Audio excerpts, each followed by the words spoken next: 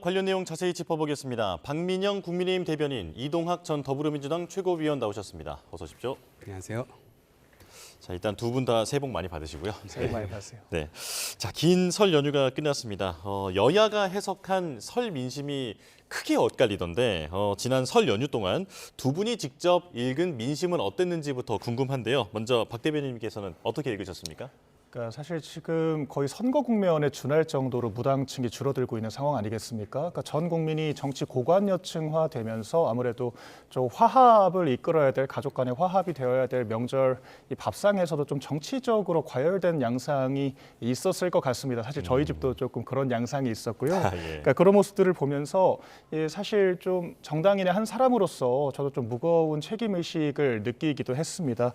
다만 이제 명절에도 양당 간에 조금 메시지에 과열된 양상이 있었는데 좀 민주당에서 좀 과하게 좀 국민 분열을 일으킬 수 있는 이 극언들을 했던 게 아닌가라는 생각이 저는 들었거든요. 그러니까 박지원 의원 같은 경우에는 김건희 여사를 향해서 곧 그곳으로 갈 테니 걱정 마라라고 표현을 한다든지, 뭐 신정은 의원 같은 경우에는 대통령 구속 기소에 대해서 좋아서 발 뻗고 잤다, 명절에 안주거리로 삼아서 잘 보내시라, 이런 식의 이제 메시지들을 내더라고요. 그러니까 이 분열에 어떻게 여야 한쪽 책임만 있겠습니까? 양당 모두 다 책임의식을 느끼고 국민의 통합을 이끌어야 될 이제 그런 책임감이 있어야 되는 자리인데, 우리가 지나치게 특정 진영을 좀 악마화하고 이 안티테제로 매달리고만 있었던 것은 아닌가라는 반성이 필요하다라고 생각을 하고요. 저희가 이 새해 또 아침이 밝지 않았습니까? 예. 저희가 좀 이제 정당이 과연 어떤 역할을 해야 되고 정치인들이라는 것이 국가와 국민을 위해서 어떤 역할을 할 수 있는지에 대해서 좀 고민하는 한 해가 됐으면 좋겠습니다. 예, 또 뭐 정치 얘기를 하면 10만 원을 내고 얘기를 해라, 이런 벌금이 있는 집도 있다고 하는데, 자, 이 전 최고께서는 설 민심 어떻게 보셨습니까? 저는 대단히 어렵다는 말씀을 많이 들었습니다. 제가 살고 있는 영종도에서도 족발집에 갔더니 제발 살려달라고 얘기를 하시더라고요. 그러니까 지금 내란 관련돼서 계속해서 진행되고 있고, 사실 잘못했을 때 우리가 사회적으로 해놓은 약속은 잘못했을 때 뭔가 반성을 하고 죄송하다고 이야기를 하고, 그러면 사실 또 국민들께서도 어느 정도는 생각해 주시는 게 있어요. 그런데 지금 집권 여당의 행태들을 보면 그런 것에 대해서는 일절 이런 방구 얘기를 하지 않고 있고, 오히려 뭘 잘못했냐라고 적반하장격으로 나오고 있는 이 상황이기 때문에 그 상황 속에서 계속해서 본인들의 어려움은 가중되고 있는 거죠. 어머니 집이 이제 대전이어가지고 대전 내려갔더니 구청 앞에 무슨 플랜카드들이 붙어 있냐면, 자영업자들이 이제 연대해가지고 거기에다가 제발 회식 좀 해주십시오, 구청장님, 이런 게 써 있어요. 예. 그러니까 지난 12월 3일 이 내란 이후에 많은 회식들이 취소됐다는, 제가 한 분을 인터뷰했더니 130번의 이 예약이 잡혀 있었다는 겁니다. 그런데 110개나 취소가 됐다고요. 이제 전화만 오면 무섭다는 거예요. 전화가 오면 예약 전화가 아니라 예약을 취소하는 전화일까 봐.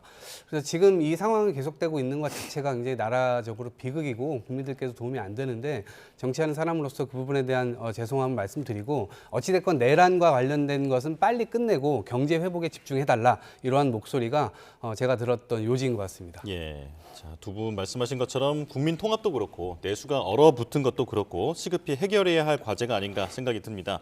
자, 이제 본격적으로 얘기를 나눠보겠습니다.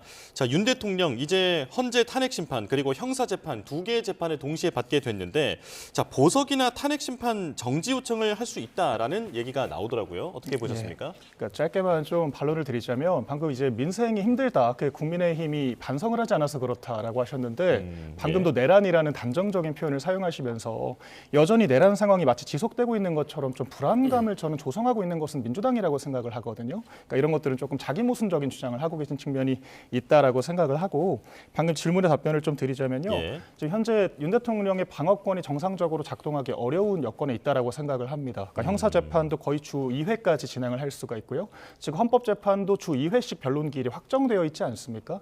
근데 심지어 구속기소가 되어 있는 상태이기 때문에 사실 변호인들과 상의하면서 정상적으로 이 재판을 진행하기가 너무 어려운 상황이거든요. 예. 그러니까 그렇기 때문에 헌법재판소법 제51조에서도 이 같은 이 사건을 심리를 할 때에는 헌법재판을 중단할 수가 있다라는 또 조항이 있지 않습니까? 그러니까 이런 부분들을 대통령 측에서도 좀 적극적으로 어필할 수 있을 거라고 생각을 하고요. 또한 이 보석에 있어서도 이 서부지법에서 대통령 구속영장을 발부하면서 증거인멸의 우려가 있다라고 15글자로 일축을 했습니다. 그래서 예. 이재명 대표와의 공정성 논란도 있었는데 이미 기소가 됐다라는 것은 어느 정도 수사가 마무리된 상태라고 볼 수 있는 거거든요. 그렇기 때문에 이 중앙지법에서는 구속영장 기간 연장을 불허를 한 것이고 그렇다면 구속을 더 시켜야 될 더 이상의 법적인 이유가 사라졌다라고 볼 수 있는데 이 방어권을 극도로 제한시켜가면서까지 계속해서 대통령을 구속시켜둘 이유가 있을까에 대해서 저희가 고민을 해봐야 될 것 같고요. 그런 맥락에서 당연히 이 변호인단 측에서는 이 보석 신청을 할 것으로 보입니다. 예, 방어권 보장 측면에서 할 수 있는 것을 다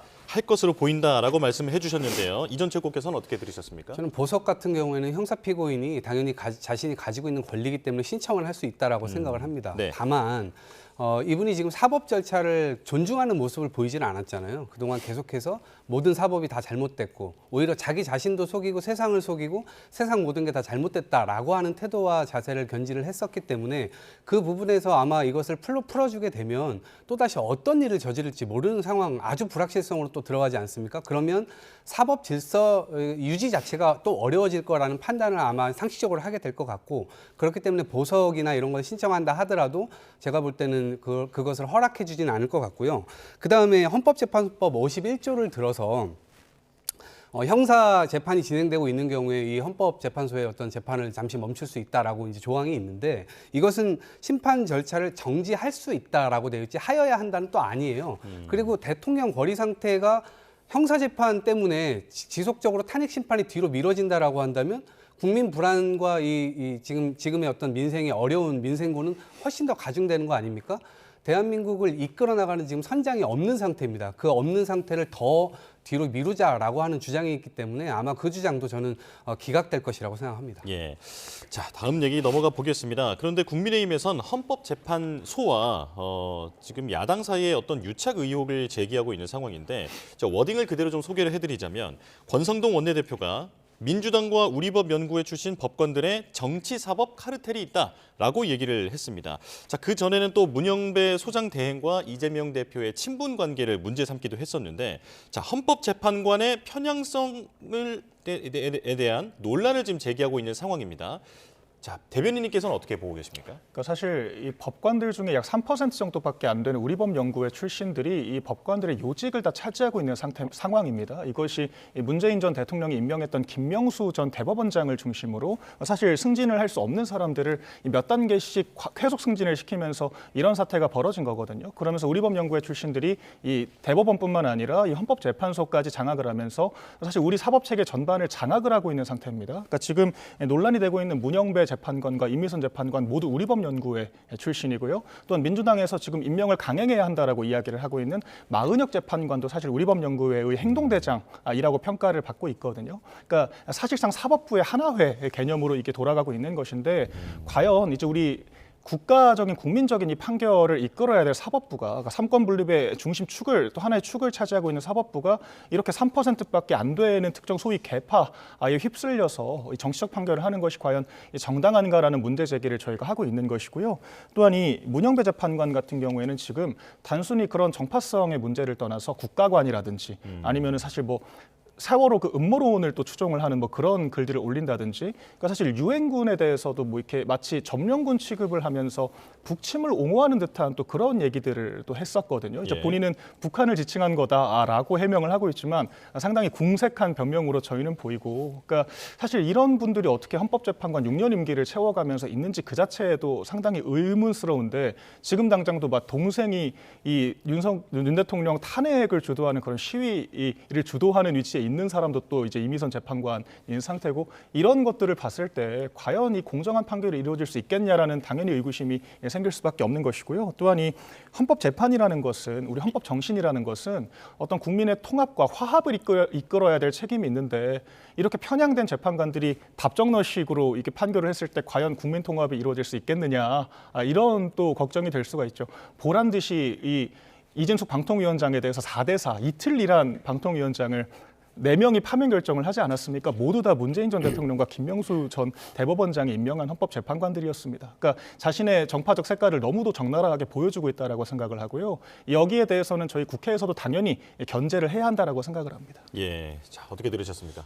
글쎄요, 2년 반 동안 국민 통합이라고 하는 것을 전혀 시도하지 않다가 지금에 와서 국민 통합을 이야기하는 것에 대해서 오히려 저는 제대로 내란을 일으켰기 때문에 이 부분에 대한 제대로 된 처벌을 하는 것이 오히려 대한민국을 통합하는 데 도움이 될 것이다 이렇게 보고요. 예. 전 국민의힘에 묻고 싶어요. 사회적 합의, 우리가 대한민국은 민주공화국이다라고 하는 헌법 제1조에 대한 사회적 가치가 있는 것인데 이것을 지킬 의지가 있는 것인지 없는 것인지를 일단 확인하고 싶다라는 생각이 들고 그리고 이게 지금 국힘에서 이제 재판관들을 공격하기 시작하는 것은 사법 질서를 그동안 대통령이 무시해왔던 연장선상이라고 보는데 저는 이런 경우 처음 봤습니다. 자신의 어떤 정적과 인연이 있는 재판관이라고 해서 재척 사유가 되나요? 본인과 재판관의 어떤 관계나 이런 것들을 통해서 재척하는 사유는 봤지만 저는 이런 경우 회피하고 기피하고 이런 경우는 처음 봤습니다. 이런 식으로 따지면 헌법재판소 재판관들 지금 8명 중에 7명이 윤석열 대통령과 동문입니다. 그리고 검찰은 대부분 다 윤석열 대통령의 부하 아니었나요?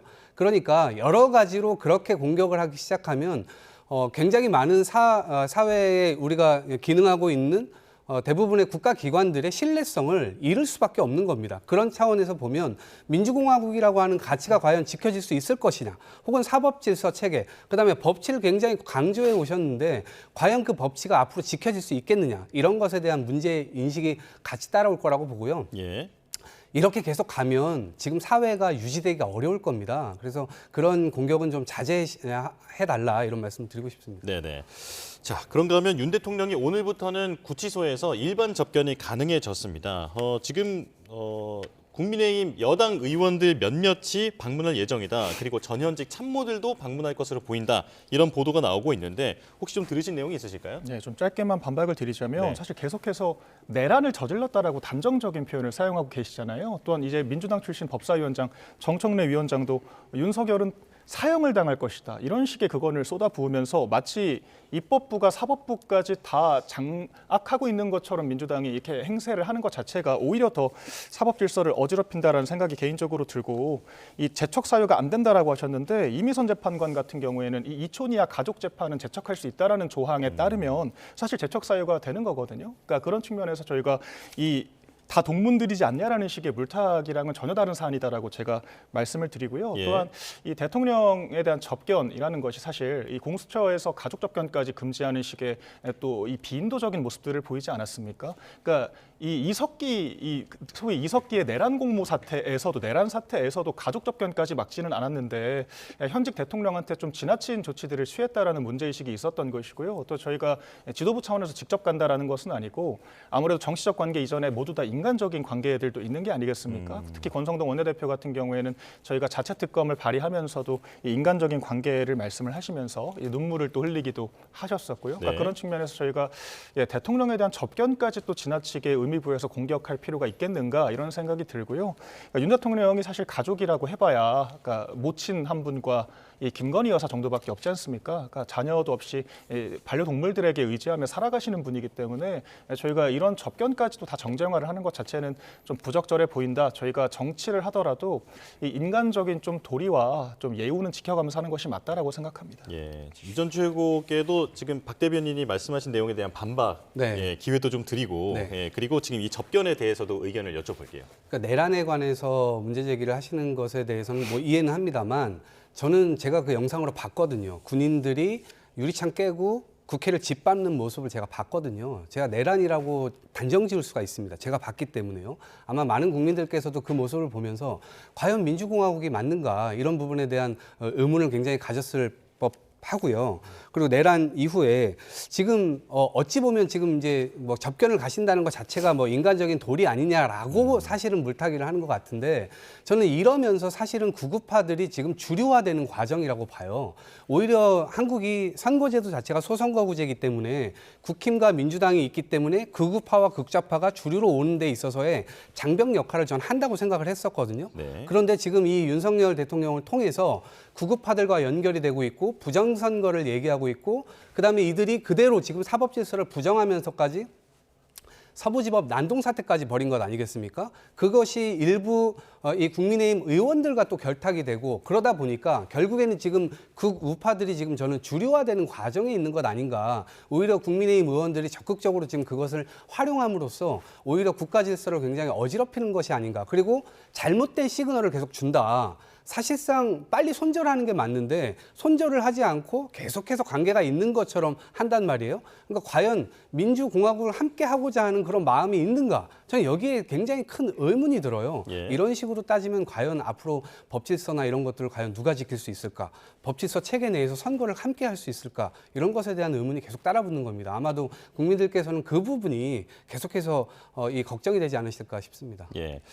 두 분 다 충분히 말씀하신 것 같고요. 자, 이제 민주당 얘기도 좀 여쭤보겠습니다. 이재명 대표가 문재인 전 대통령을 만났는데 지금 시점이 아주 교묘하다라는 얘기가 나옵니다. 사실 김경수 전 지사가 이재명 대표 체제 내에서 당을 떠난 사람들에 대해서는 사과해야 한다라는 메시지가 나온 직후에 문재인 대통령과의 만남이 이루어졌기 때문에 자, 이 만남에 대해서 여러 가지 해석이 나오는데 자, 먼저 어떻게 보셨습니까? 네, 사실 이제 이재명 대표가 이 내란이라고 단정을 하시지만 이런 초유의 사태에서도 박스권 지지율에 갇혀 있는 모습을 계속해서 보여주고 있지 않습니까? 예. 이에 대해서 이제 민주당 내에서 이 여러 소위 친문계 의원들과 전 의원들을 중심으로 해서 이재명 대표에 대한 소위 공격이 이루어지고 있는 상태라 그런 것들을 의식해서 좀 문 전 대통령을 예방을 한 것이 아닌가라는 생각이 들더라고요. 그러니까 이런 것들이 사실 민주당 자체도 지금 중심을 잡지 못하고 아수라장 상태다라고 저는 생각을 하는데, 그러니까 또 문 전 대통령이 또 화합이라는 말씀을 하시지 않았습니까? 예. 그런데 저희가 기억하건대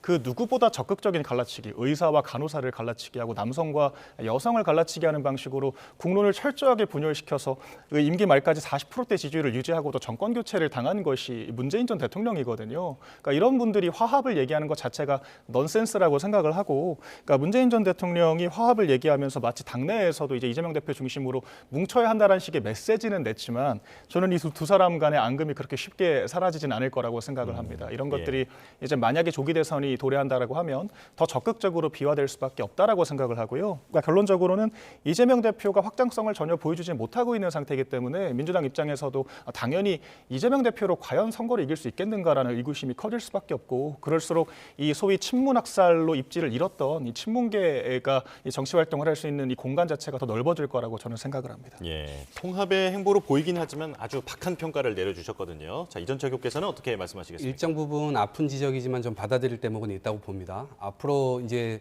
지금처럼 계속해서 갈라치기, 분열 이런 이제 책동을 정치인들이 쓰는 것이 아니라 민주당은 이제 수권을 준비해야 되는 것이고 국민들한테 일정 부분의 판단 이런 것들을 좋은 판단을 받을 때 선택을 받을 수 있겠죠. 그런 차원에서 보면 문재인 대통령을 만나서 당내에 일단 화합부터 도모하려고 하는 저 시도 자체는 전 좋은 것이라고 보고요. 더 자주 만났으면 좋겠습니다. 그리고 문재인 대통령뿐만 아니라 지금 뭐 비명계라고 하는 뭐 우린 그 구분에 뭐 크게 동의하지는 않지만 어찌됐건 언론 구분이건 국민들의 어떤 인식선에서 그러한 인식의 어떤 분화가 일어나고 있다면 그것을 적극적으로 끌어안기 위한 노력이 필요하다고 보고요. 예. 더 나아가서 이재명 대표가 지금은 어찌됐건 민주당의 후보가 될 가능성이 가장 높죠. 그런 측면에서 보면 국민들께서 가지고 계신 불안이 있을 겁니다. 이재명 대표가 뭔가 갈라치기를 할 것 같다. 상대방에 대해서 뭔가 보복을 할 것 같다. 이러한 이미지는 좀 씻어내는 그런 발언들을 계속해서 하고 그것에 대한 신뢰를 담보해주는 그런 행보들을 함으로써 대통령의 어떤 입지 이런 것들을 좀 공고히 하기 위한 그런 행동들은 저는 앞으로 많이 하면 할수록 민주당에 당연히 좋은 것이다라고 생각을 합니다. 예. 자, 이재명 대표 얘기를 한 김에 바로 여론조사 얘기로 넘어가는 게 좋을 것 같습니다. 자, 지상파 3사 여론조사 결과가 나와서 결과를 좀 같이 보면서 말씀을 나눠볼 텐데요. 자, 국민 절반가량이 정권 교체가 필요하다라는 데 의견을 준 것으로 종합적으로 평가를 할 수 있을 것 같습니다. 자, 결과를 어떻게 보셨는지 궁금한데요. 그러니까 통상적으로 정권 교체 여론이 정권 연장 여론보다 높은 것이 통상적인 사실 상황이기 때문에 지금 이게 저희가 비상계엄 사태를 배척하고 보더라도 사실 되게 일반적인 상황이라고 볼 수 있거든요. 근데 오히려 거의 정권 교체와 연장에 비슷하게 따라붙거나 정권 연장이 더 앞서는 여론조사도 사실 나오고 있습니다. 그러니까 이런 것들이 좀 민주당 입장에서는 많이 부담이 되는 부분일 것 같습니다. 왜냐하면 기본적으로 국민들은 견제 심리가 있기 때문에 이게 좀 그 정권의 잘못에 대해서 더 크게 좀 이렇게 호통을 치실 수밖에 없는 게 정치적인 여건이거든요. 그렇다는 것은 저는 국민들께서 사실상 지금 민주당 자체가 여당 역할을 하고 있다라고 평가를 하신다라고 생각을 합니다. 왜냐하면 이 190석의 입법 권력을 장악을 하고 있고요. 또한 이 한덕수 권한대행을 151명 정족수로 탄핵을 시키지 않았습니까? 그러니까 이런 식의 논리라고 한다라면 지금도 이 원내대표가 최상목 권한대행도 탄핵시킬 수 있다라고 예고를 하고 있잖아요. 그러니까 누가 권한대행을 할지 민주당의 입맛에 맞게 결정을 할 수 있는 상태이기 때문에 사실상 지금 민주당이 여당 역할을 하고 있는 것이고 이 사법부와도 무슨 뭐 내통을 메신저 역할을 한다든지 뭐 아니면 뭐 그 권유를 받았다든지 이런 식의 또 의혹들이 나오고 있기 때문에 네. 국민들 입장에서는 민주당 자체가 거의 삼권을 장악하고 국민들의 시민사회까지 카톡 검열이나 여론조사 검열로 통제를 하려고 하고 있다 이런 위기감을 느끼실 것 같습니다. 그렇기 때문에 이 통상적인 상황에서 이 정권 교체의 연장 여론과는 다르게 이 추세가 나타나는 것으로 보이고요.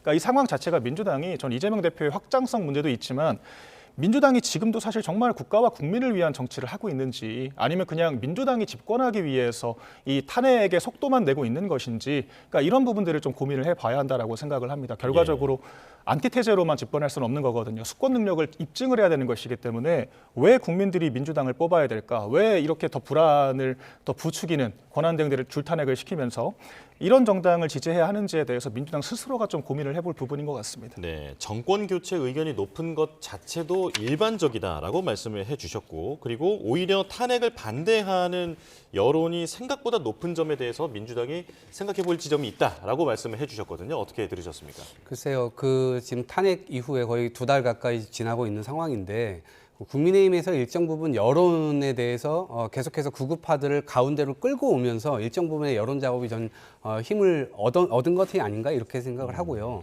다만 지금 이것을 해석을 할 때 정말 잘해야 돼요. 철석같이 해야 되는 상황인데 국민의힘이 이것을 약간 이런 조사에 취하게 되면 저는 사약을 먹는 거랑 비슷하다고 생각하거든요. 그러니까 스스로가 국민의힘에서 대통령과 거리를 두거나 혹은 거리를 두지 않는 상황에서 계속해서 이대로 간다면 아마 다음번에 국민의힘에서 또 대통령이 나온다면 또 계엄을 하지 않을까라는 걱정과 우려가 국민들께서 하실 수가 있겠죠. 그러니까 국민의힘에서는 지금 저대로 간다면 아마 저 결과대로 그대로 대선 결과도 나오게 될 겁니다. 그런 점에서 국민의힘이 해석을 참 잘했으면 좋겠다라는 생각이 들고 다만 민주당은 엎치락 뒤치락 하는 결과도 나오잖아요. 예. 그런 점에서 저는 쓴 약이다 이렇게 봅니다.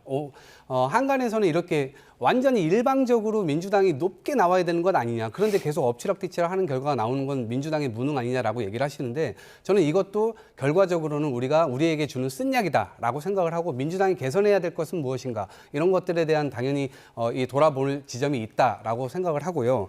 다만 이 지지율에 대해서 계속해서 연연해하거나 뭔가 이것에 대해서 신경 쓰려고 해서 뭐 여론조사가 잘못됐다 이러한 식의 대응이나 이런 것들은 저도 올바르진 않다고 생각합니다. 예. 그냥 흐름적으로 국민들의 인식이 여기에 와 있구나 우리가 뭘 더 개선해야 되겠다 이러한 모습을 더 보여줄 때 오히려 수권 능력을 더 보여줄 수 있지 않을까 싶습니다. 예. 제가 좀 짧게만 반박을 드리자면 사실 극우파라는 표현을 계속 반복적으로 사용을 하시는데 극우라는 정의 자체가 그 극단적인 민족주의 파시즘에서 나온 개념입니다. 예. 우리나라에서 극단적 민족주의 소위 이제 북한을 추종하고 일극 체제를 유지하면서 시민사회 통제를 일상화하는 그런 정당을 하나만 꼽아보자면 사실 더불어민주당이라고 저는 생각을 하거든요. 예. 그러니까 개념 자체도 잘못됐고 이 지지율 40% 가까이를 유지하는 이 수권 집권 여당을 극우 정당이라고 표현을 하는 것 자체가 저는 적절한 애티튜드가 아니다라고 생각을 합니다. 저희가 이 민주당의 최고위 회의에서 소위 극좌 유튜버인 김어준 씨까지 여론조사까지 인용을 하면서 회의 진행한다고 해서 저희가 극좌 정당이라고 비판을 하진 않잖아요. 그러니까 이런 것들은